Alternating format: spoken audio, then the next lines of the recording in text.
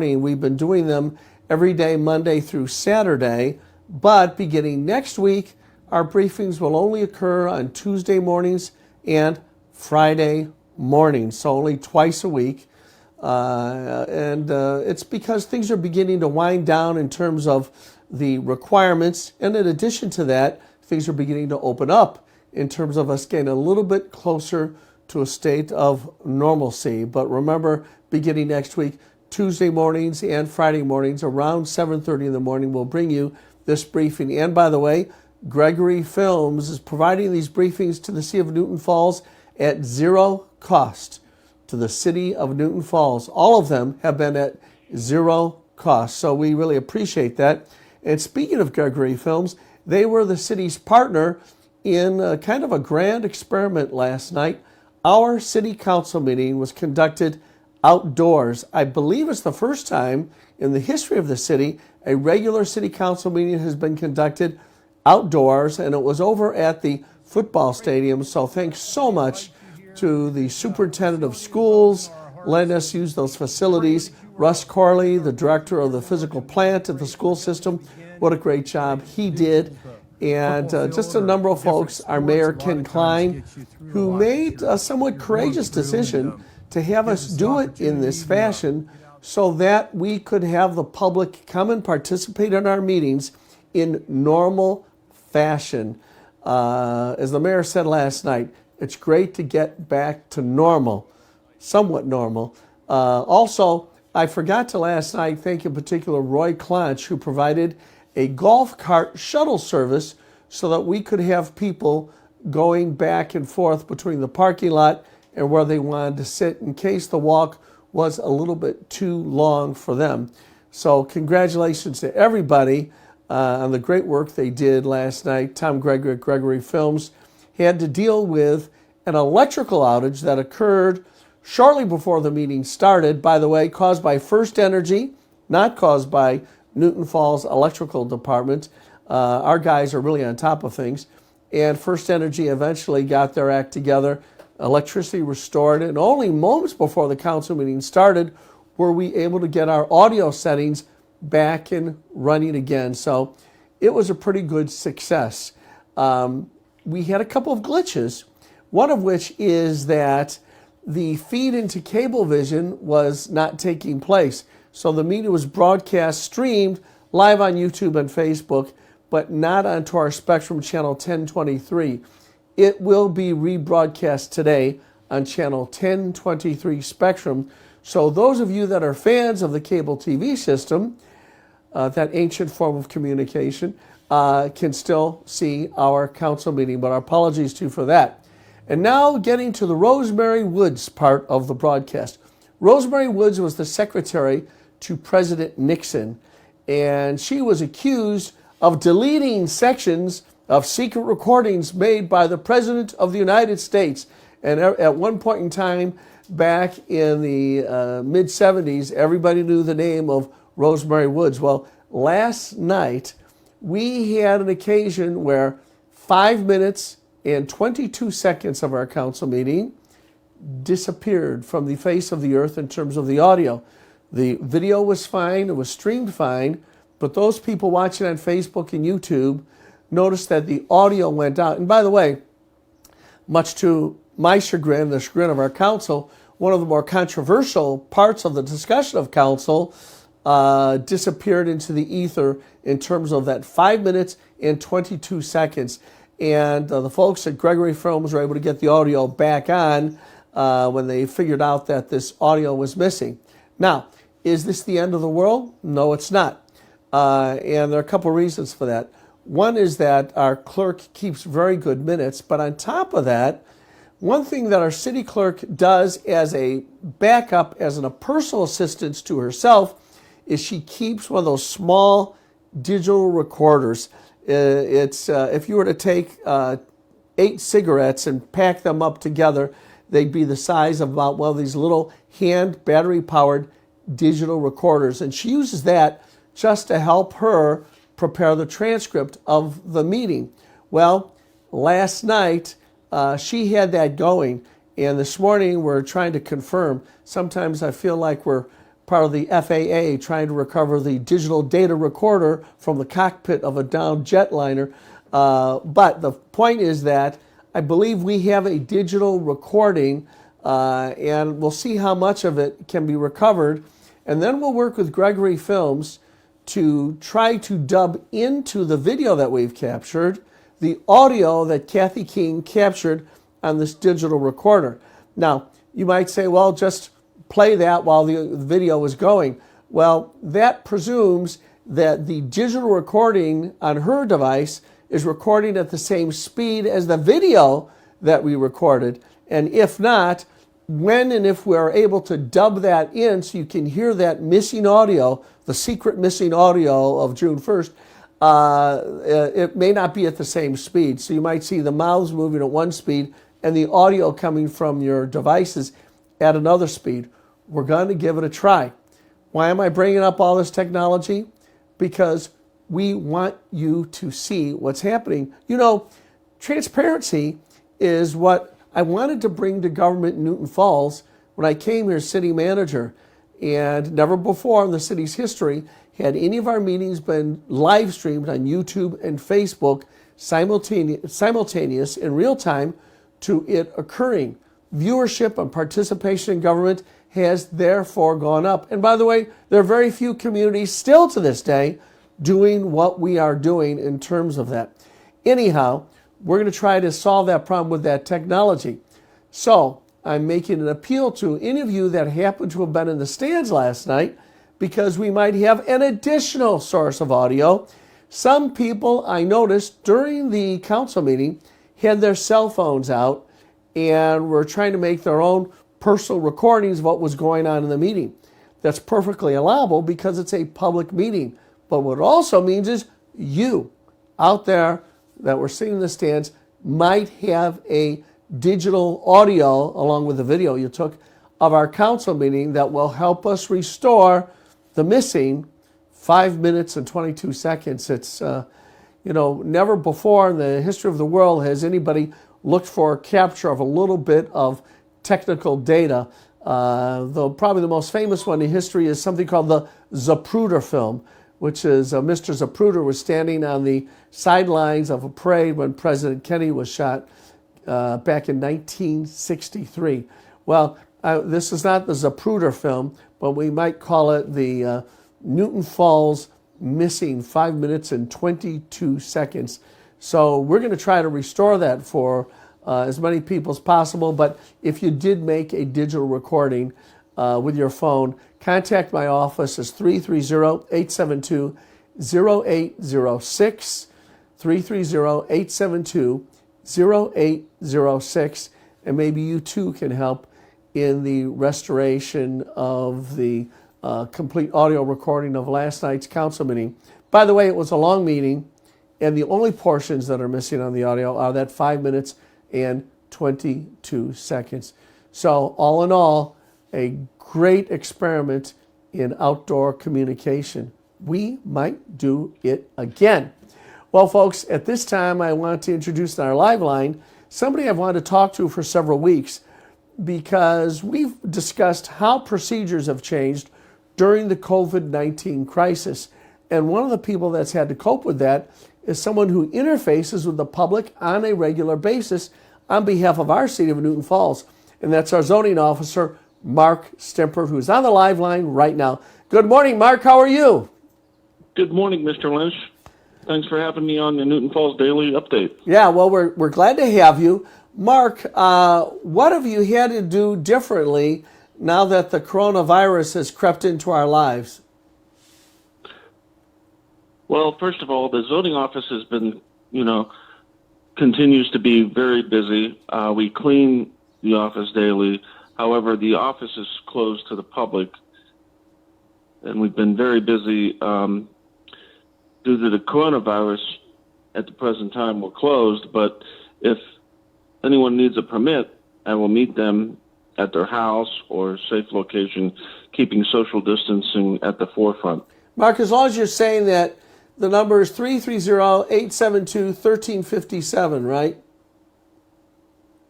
3157, yes. 3157. Well, we have the no, wrong number on the screen. My apologies. All right, so it's 872-3157. And folks, make that call if you have a permit that needs to be reviewed. 872-3157. And Mark, what I've basically heard you say that you are the first zoning officer in history who makes house calls. I believe I am. If anybody's planning to do any projects, you can always call my office and see if you need a permit.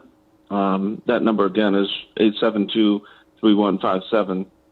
I've put together a list of zoning permits that you are required to have a permit for. Sure. So some of those items are, well, first of all, you're required at any time you change the use of your land, erect, move, add, or structurally alter a building or structure. Okay. For some common examples of this is building a house, building a garage, building or placing a shed, building a deck or patio, structure an addition, installing a fence, installing a driveway, installing or repairing a sidewalk, installing above ground or in ground pools, or opening a business or installing a sign. Mm-hmm. But some of the things that people don't realize, you do not need any permit for roof replacements or window replacements or new siding or landscaping or fixing a fence. If you're fixing what's existing to your property, you do not need a permit. Yeah, so if you're just repairing something, restoring it, you don't need a permit. Mark, so essentially the main thing your office is doing differently is that people call you, leave a message or talk to you, and then you go to them, and it keeps the public from sort of milling about and creating a germ-infested facility over at the zoning office, right? Correct. Okay. And when I meet with them, like I said, I meet with them in a safe location, or I meet them at their homes. Yeah. I'll even drop off the permit. We also have all of our permits online, and that is at ci.newtonfalls.oh.us. And you go to the zoning, you go to the departments, and then go to planning and zoning, and all the permits are there. You can print them off. You can either email them, you can mail them, or you can bring them in directly, or call me and I can pick it up. Yeah, in other words, you can develop a touchless system using the opportunity to scan documents, email them back to you, documents they've picked up off this city website that you just identified, and all these transactions can happen on a touch-free basis. Yes, I think the catchphrase during this virus has been contactless. Yes. So I have contactless permits. Everything can be done without any contact, and you can get your permit without even actually seeing me. Yeah. Well, Mark, one of the things I'd ask you about is, and now this isn't directly related to the coronavirus, but when springtime comes along, the little crocuses pop their heads up, and it's a great time of year.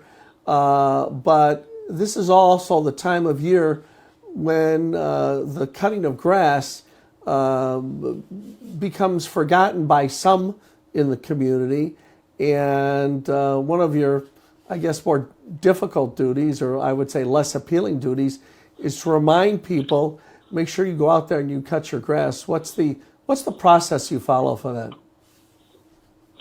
Yes, well, I will tell you, one of the best facets of my job is beautifying the town, and during this time of the year, the violations are always very high, especially for grass violations. The zoning department has already mowed over 33 lawns under the ordinance. This year already, Mark? This year already. Wow.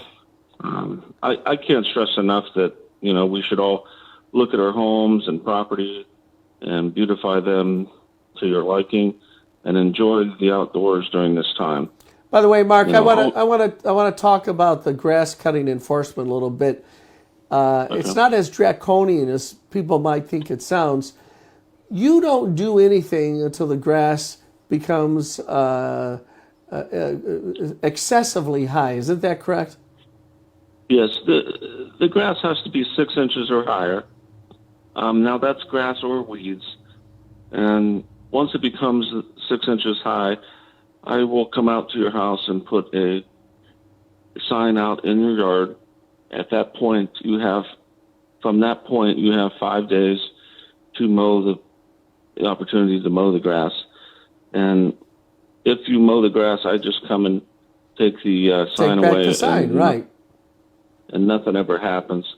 However, if you let it go on that 6th day, I will be sending somebody out to mow the grass and unfortunately charging your property taxes for that mowing. Yeah. Which Go ahead, Mark.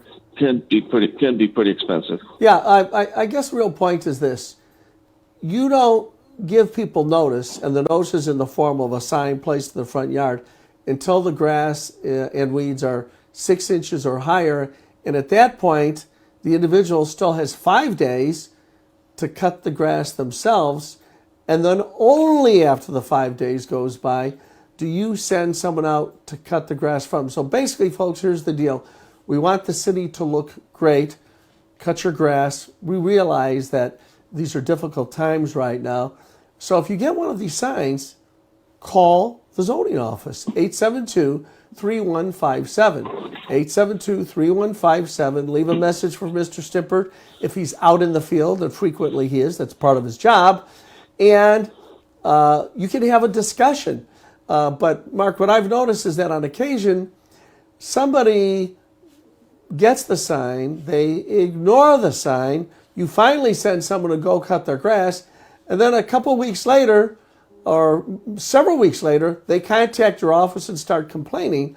Folks, we do not want to send somebody out to cut your grass. However, you should also understand that there are people that are meticulously taking care of their properties, and they really do have a sense of resentment when a neighbor's property looks all bedraggled and overgrown, and they want to make sure all the property values are maintained. Now listen, the grass is growing like crazy. It's growing like weeds, oftentimes with weeds. So contact our office at 872-3157 if you have a hardship. We do not want to be draconian, but if you've got a hardship, Mr. Stimpert will talk to you. He'll work with you. And Mark, you, generally speaking, you're willing to have a dialogue about a way to resolve a problem, and you'll basically cut people an awful lot of slack if they communicate with you, won't you? That's correct. I'm here to help. I'm not here to hinder any situation. I'm here to help the people of Newton Falls to beautify their properties. I'm not here as a got you. I'm not out here to get anybody. I'm out here to help, increase the value of your home and help the neighbors out. In some cases, neighbors have to put up with people that just, for whatever reason, don't take care of their property. And that downgrades the value of the neighbor's property. I'm here to at least keep the values the same in Newton Falls, if not increase them by beautifying the town. And if you want to contact me at any time, I'm willing to work with you. That 5 days is on the place card that I put in your yard. But if you have, some circumstances in which we need to expand that, we can do that without any problems. But you do have to notify me and contact me before I send somebody out to mow it.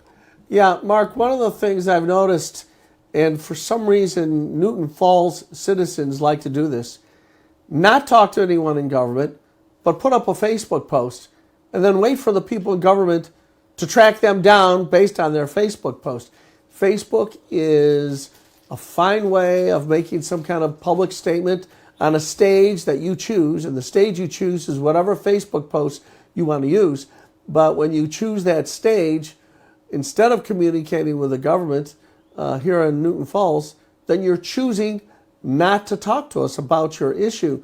And when I see people, the Facebook post, well, why is the city doing this? We've actually had people on occasion see a criminal event happening in Newton Falls, not call our police department, but post something on their favorite Facebook page instead. And Mark, one of the other things that you do is you are involved in processing permits for new businesses, and that's probably one of the most uplifting, exciting parts of your job, isn't it? Yes. It's nice to see the downtown. I believe we only have one, possibly two places open in the downtown area now. It's been pretty exciting. We've filled the storefronts completely up. However, during the virus, they've been closed. So hopefully they all stay during and after the virus goes away. But it's been pretty exciting to see all these businesses coming in and to downtown. We just had a comic book collectibles place come in across the street right next to Redcon. Yeah, well, let's talk about that for a minute. We showed some pictures of your office. You're right in the thick of it. You're right in downtown Newton Falls, right on Broad Street, aren't you? Yes. How has it been to have a zoning office that's sort of in the middle of things? Has that been a plus for you?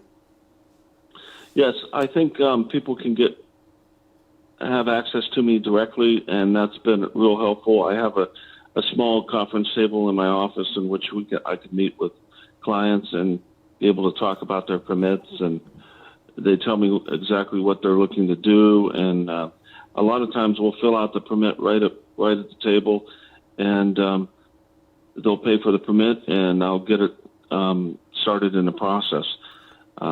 I do not approve the permits. I do have an approval process in which it goes through each one of the department heads, and they approve the